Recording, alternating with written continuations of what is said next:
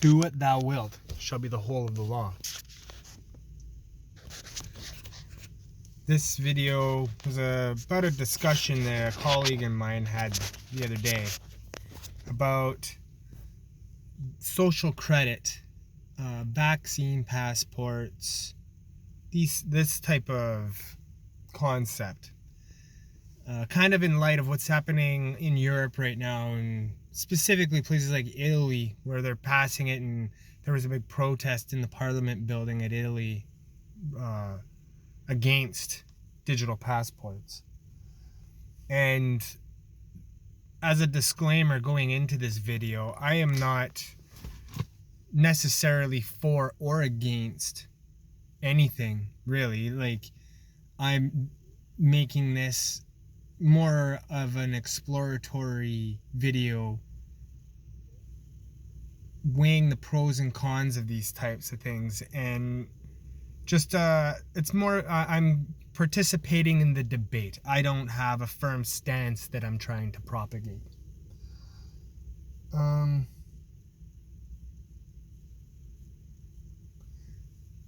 it comes to these types of things, I guess I subscribe to the notion primarily of like the Buddhist notion of what is good and what is bad.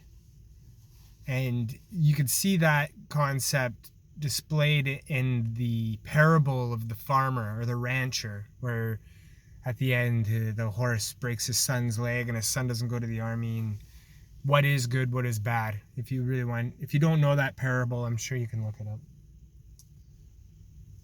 So what am I talking about? Like, what is social credit, and how does that relate to a vaccine passport?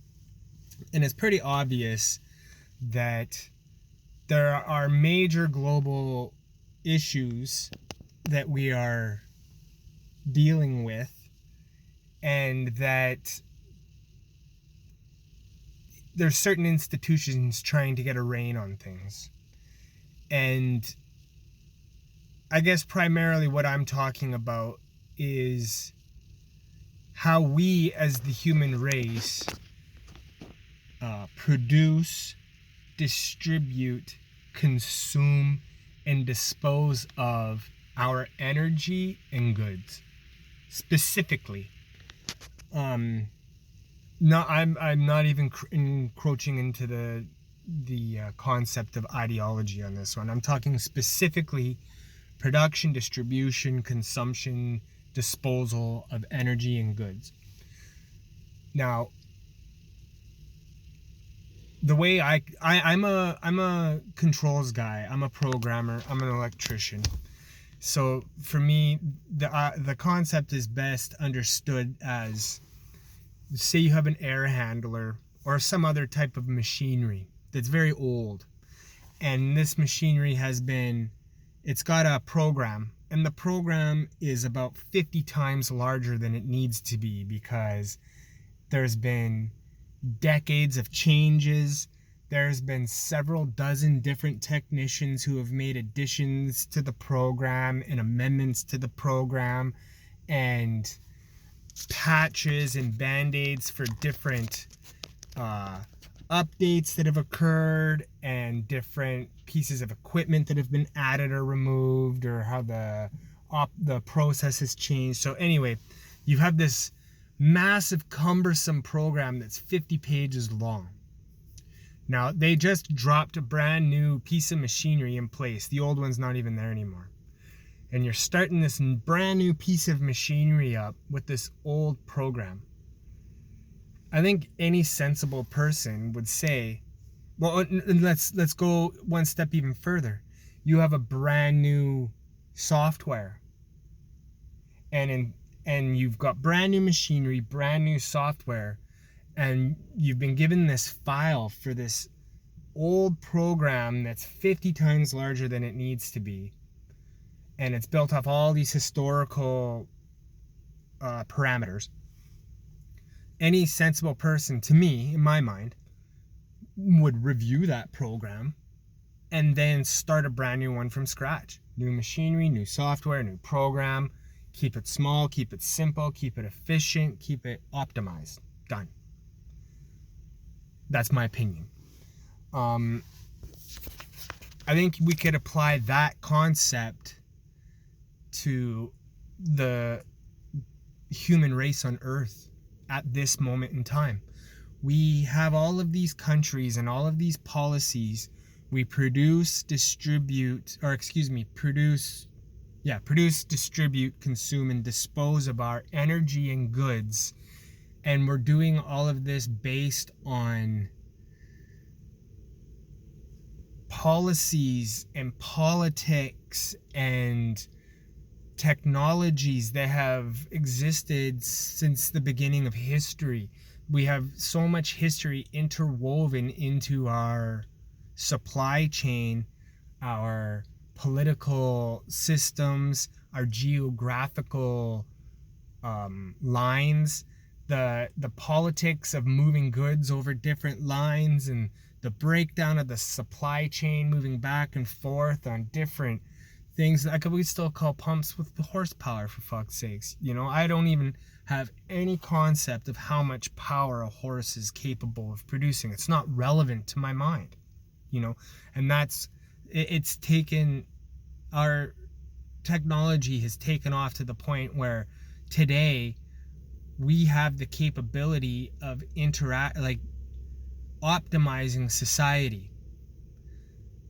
We have new technology, we have new concepts, we have the new software, but our program, I'm using air quotes behind the camera here, our program is thousands of years old, and it's 50 times larger than it needs to be. So if you're to rewrite this program from scratch, but you had your boss behind you, your co-workers behind you, the customer behind you, the activists behind you, politicians behind you, random Joes behind you, all watching you program, you wouldn't be able to push one button without there being a big controversy behind you. What are you doing? What are you doing? Leave him alone. Blah, blah, blah. You would never be able to get the fucking thing done. And at the end of the day, the program would be maybe 25 times larger than it needed to be because everyone had their say. And I think that's kind of what we're in the midst of. We're kind of in the midst of this new, I don't even know what to call it, this new technological form of feudalism that's starting to manifest, where there's large institutions who think they understand how to best implement this, and the only way to get people on board is to force them on board. There's no time to let people get in the way. There's no room for this. And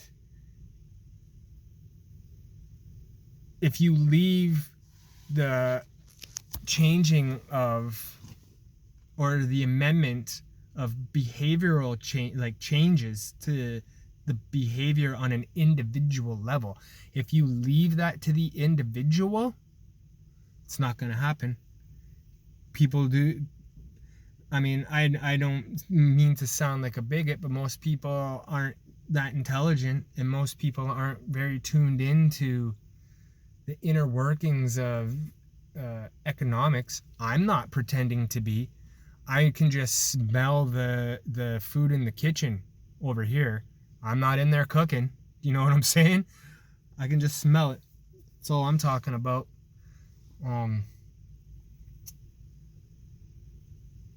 So they put in a social credit system. It starts with the vaccine pass. We all know where it's going. We all know where it's going. Like, COVID's either an issue or it's not. It's either spreading or it's not. Why try to inject something so controversial right now?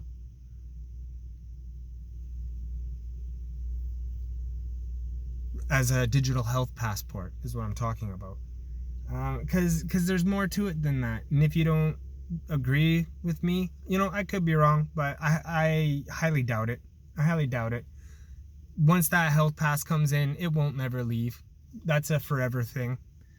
And it will eventually grow. Once they have you digitally encumbered to the point that you can't go get groceries without succumbing to some sort of digital parameter, they'll get you for everything.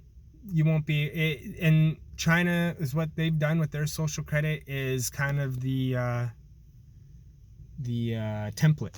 You know, you got to score. And now, I mean, I'm not making this shit up. Look it up for yourself. You start eating vegetables over meat, your score goes up. You don't get you get a traffic ticket, your score goes down. You know, like, and you get a number, and based on that number is based on your queue in a hospital, or what kind of school your kids go to, or what. Fuck, the possibilities are endless. Possibilities are endless, right? And that's scary. You know, it's a scary thing. When you look back at it, all the things I've been rambling about this whole video, about curbing people's behavior in order to perform let's just say it, perform a great reset, build back better. You got to curb everyone's behavior. I'm